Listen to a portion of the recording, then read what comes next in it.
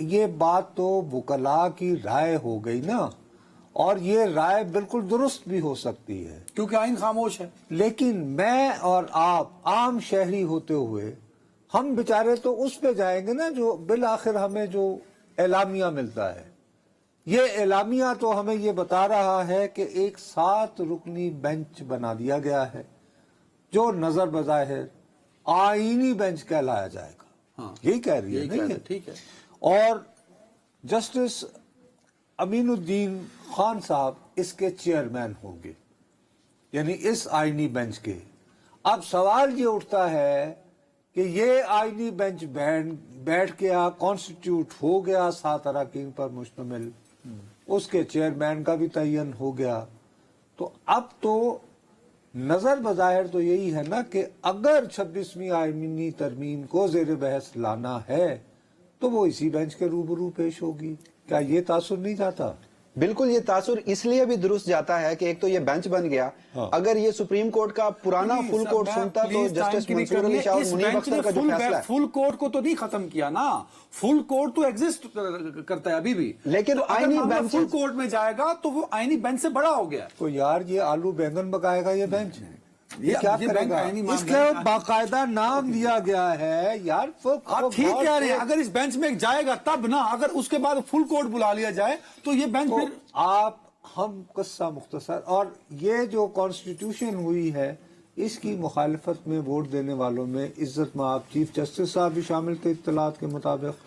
جی بالکل، supreme court کے تینوں جج صاحبان یعنی کہ چیف جسٹس یحییٰ آفریدی، جسٹس منصور علی شاہ، جسٹس منیب اختر، انہوں نے مخالفت میں ووٹ دیا. یہیں پہ ایک انٹرسٹنگ فیکٹ یہ ہے کہ جسٹس امین الدین خان جو آئینی بینچ کے سربراہ بنے ہیں، ایک تو انہوں نے اپنے حق میں ہی خود ووٹ دیا ہے، ان کے علاوہ سپریم کورٹ کے کسی جج نے ان کو آئینی بینچ میں سربراہ بنانے کے لیے ووٹ نہیں دیا. ٹھیک، یہ ایک امپورٹنٹ ڈیمینشن ہے. تو اس کے بعد ہم یہ سوچنے میں تو حق بجانب ہیں یا نہیں وسیم کہ یہ تمام تر جو ہیں اتنے ستمبر سے جو ہمیں لٹکایا ہوا ہے، ہماری ملک کی اعلیٰ ترین عدلیہ میں نہایت خوف سے، نہایت ڈر سے، جان کی امان پاتے ہوئے اختلافات بدستور قائم ہیں، قائم دائم ہے. لیکن آپ یہ بات، میں یہ تاثر لینے میں حق بجانب ہوں گا ان کے اپنے یا غلط ہوگی؟ اپنے فیلوز نے تو ووٹ نہ دیکھیے موجودہ حالات اگر آپ دیکھیں تو آپ کا تاثر بالکل بجا ہے. اور جب جس ایک پریس ریلیز کا ہم سہارا لے رہے ہیں، یہ بھی بدقسمتی ہے کہ ڈیوائیڈ اس حد تک بڑھ چکی ہے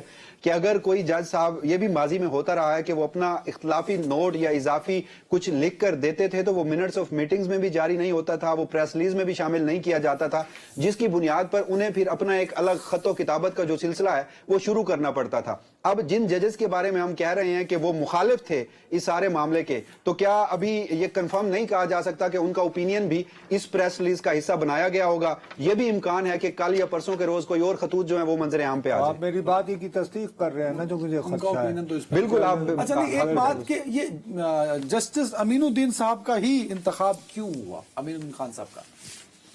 دیکھیے اگر اس حوالے سے ایک تو یہاں پر چاہے وہ چیف جسٹس کی تقرری کے لیے پارلیمانی کمیٹی تھی، ان کیمرہ تھا، وہاں پر کیا ڈیبیٹ ہوئی، کون سے میرٹس تھے، کسی کو کچھ نہیں پتا. آج جوڈیشل کمیشن آف پاکستان کا جو اجلاس ہوا وہ اگین ان کیمرہ تھا.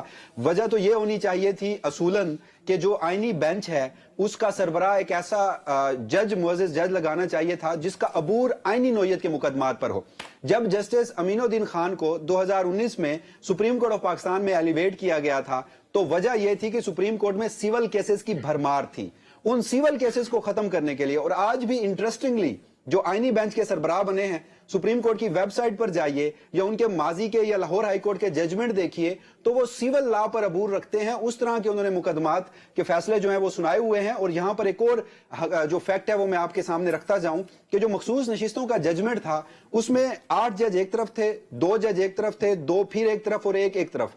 ان میں جسٹس امین الدین خان اور جسٹس نعیم اختر افغان یہ وہ ججز تھے جو سمجھتے تھے کہ مخصوص نشستیں جو ہیں وہ حکمران اتحاد کو اضافی صورت میں ملنی چاہیے. اور انہوں نے اپنا اقلیتی تفصیلی نوٹ 3 اگست 2024 کو جب جاری کیا تو انہوں نے یہاں تک لکھ دیا تھا کہ جو سپریم کورٹ کا اکثریتی فیصلہ ہے وہ آئین کے خلاف ہے، لہٰذا ایگزیکٹو جو ہے وہ ماننے کی پابند نہیں ہے سپریم کورٹ آف پاکستان کا فیصلہ.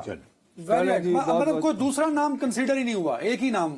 देखिए अभी जो प्रेस रिलीज आई है उसमें तो ऐसा कुछ नहीं आपके है। जराए आप वहां को कोर्ट को कवर उसमें मैं आपको एक और बात बताऊं, पाकिस्तान तहरीक इंसाफ ने तजवीज ये रखी थी कि सुप्रीम कोर्ट के जो टॉप के 5 सीनियर जज साहिबान हैं उन पर मुश्तमिल आईनी बेंच बनाया जाए, जबकि जो मुस्लिम लीग नून और पाकिस्तान पीपल्स पार्टी थी उन्होंने जस्टिस अमीनुद्दीन खान और इन जजेस पर उनका नाम जो है वो तजवीज किया, और फिर अक्सरियत भी उन्हीं की थी जिन पर वोटिंग हुई और 7-5 से ये बेंचेस और बन गए। सीनियरिटी में कौन सा नंबर है इनका?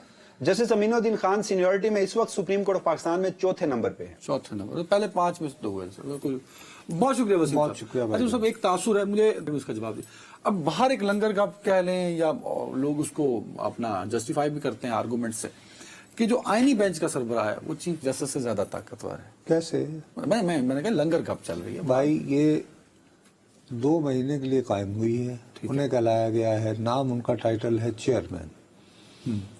इज्जत माब याहिया आफरीदी साहब, उनका टाइटल है चीफ जस्टिस ऑफ पाकिस्तान। तो चेयरमैन तकड़ा होता है या chief justice? Chief justice of Pakistan.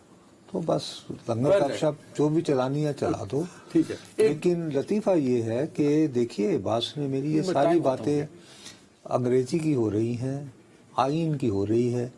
आइन को रोजाना वायलेट करने वाली कौम, गाजी ज़ियाउल हक को सलाम करने वाली कौम, आर्टिकल 6 के बावजूद जनरल मुशर्रफ की दीवानी कौम, आर्टिकल 6 के होते हुए, और हम आईनी तरमीम और रहनी तरजीहात साडा आइन नाल की लेना देना?